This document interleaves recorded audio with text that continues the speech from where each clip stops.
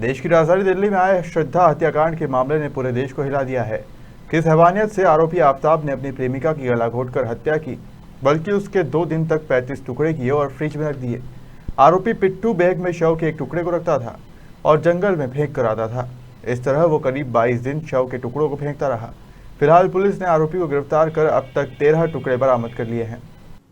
श्रद्धा हत्याकांड में एक के बाद एक नए खुलासे हो रहे हैं। सूत्रों के अनुसार श्रद्धा की हत्या का आरोपी आफताब रोज उसी कमरे में सोता था जहां उसने श्रद्धा की हत्या कर शव को टुकड़ों में काटा था।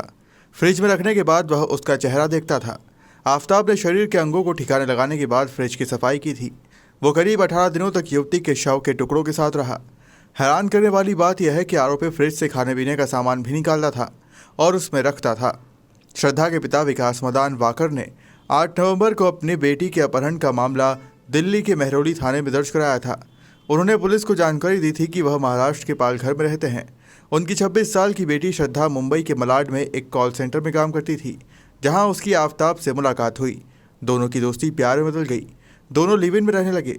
जब दोनों के प्रेम प्रसंग की जानकारी परिजनों को लगी तो उन्होंने विरोध किया। इसके बाद दोनों अचानक मुंबई छोड़ दिल्ली में आकर रहने लगे।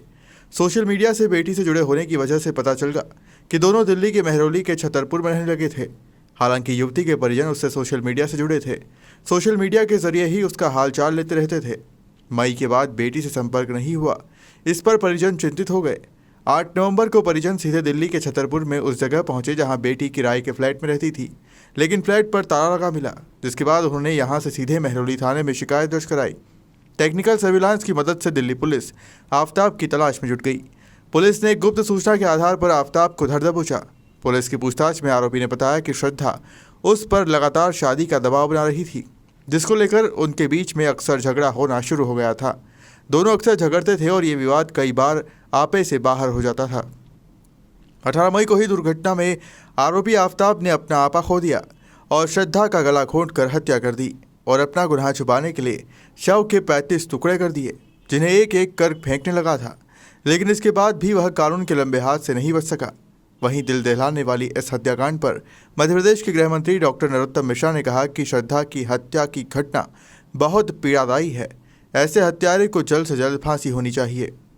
महिला सवाल उठ रहे हैं, कमलनाथ जी भी कह रहे हैं और अब महिला कांग्रेस प्रदेश भर में प्रदर्शन करने वाली है। सीधा आरोप है गृह विभाग जो है वो नाकाम है। देखो, कानून व्यवस्था कमलनाथ जी कह रहे हैं, बिगाड़ी किसने कानून व्यवस्था? अभी इंदौर में काय के लिए गए थे कानून व्यवस्था बिगाड़ने के लिए? आप खालसा कॉलेज में गए, कानून व्यवस्था को बिगाड़ के वापस आ गए। धार्मिक स्थान को तो कम से कम राजनीतिक अखाड़ा नहीं बनाना चाहिए उन्हें। ऐसा नहीं करना चाहिए। आप खुद ही कानून व्यवस्था बिगाड़ रहे हो। आपके विधायक कोई खम्भे पे चढ़ जाते हैं, कोई खाद लूटने पहुंच जाते हैं। ये सारे विधायकगण कर क्या रहे हैं? इनको नियंत्रण में कमलनाथ जी के अब ये लोग बचे नहीं।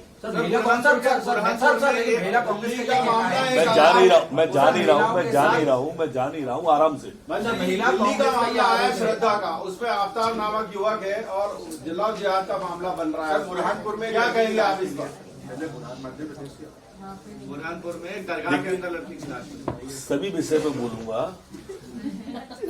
सभी पे, किसी पे भी नहीं। मैं भगूंगा ही नहीं। अब ऐसे एकदम क्यों पूछ रहे हो सारे लोग? सभी के जवाब देने की कोशिश करूंगा जितना सफल होऊंगा। जहां तक दिल्ली का सवाल है, आप दिल्ली के जो आफताब वाला मामला विषय आया है, श्रद्धा के 35 टुकड़े शरीर के करके फ्रिज में रखने का, बड़ी लोमहर्षक घटना है, पीड़ादायी घटना है, विचलित कर देने वाला प्रसंग है। इतने विचलित होने प्रसंग पर भी आपने कहीं आफताब की निंदा करते हुए, उस कृत्य की निंदा करते हुए राहुल गांधी जी का बयान पढ़ा, ट्वीट पढ़ा, प्रियंका जी का बयान पढ़ा, केजरीवाल जी का बयान पढ़ा, सोनिया जी का पढ़ा, खड़गे जी का पढ़ा। आप अंदाज कर लीजिए कि ये अवार्ड वापसी गैंग इस पर कुछ बोली क्या? नहीं। जो असहिष्णु गैंग थी एक पहले, वो कहीं बोली क्या? ऐसे विषयों पर ये बोलते ही नहीं मिलेंगे और बड़े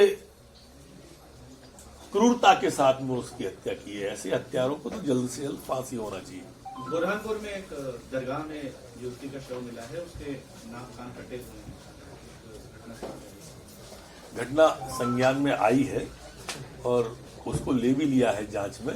अभी थोड़ी देर में वो पूरा डिटेल आ रहा है, अभी बोलना थोड़ा जल्दी हो जाएगा। सर, आज ग्वालियर में गोडसे की पूजा करने वाले हैं महासभा के लोग, क्या लग रहा है कि आगे की आजादी रहनी चाहिए? बिल्कुल नहीं रहनी, सर कार्रवाई रहेगी जरूर।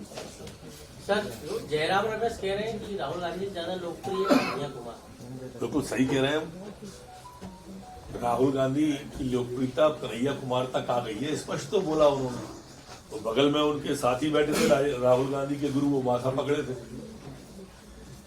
अब आप लोग इससे अंदाजा कर लीजिए, प्रेस कॉन्फ्रेंस बुला के अगर कन्हैया कुमार से, टुकड़े टुकड़े गैंग के सरगना से, वैसे राहुल गांधी सबसे पहले मिलने जेएनयू में इसी टुकड़े टुकड़े। कोर्ट ने आरोपी को 5 दिन रिमांड पर सौंप दिया है, जिसके चलते पुलिस आफ्ताब से लगातार पूछताछ करने के बाद शव के टुकड़ों का पता लगाने में जुट गई है और अब तक अलग अलग जगह से 13 टुकड़े बरामद किए जा चुके हैं। ब्यूरो रिपोर्ट, खबर मध्य प्रदेश।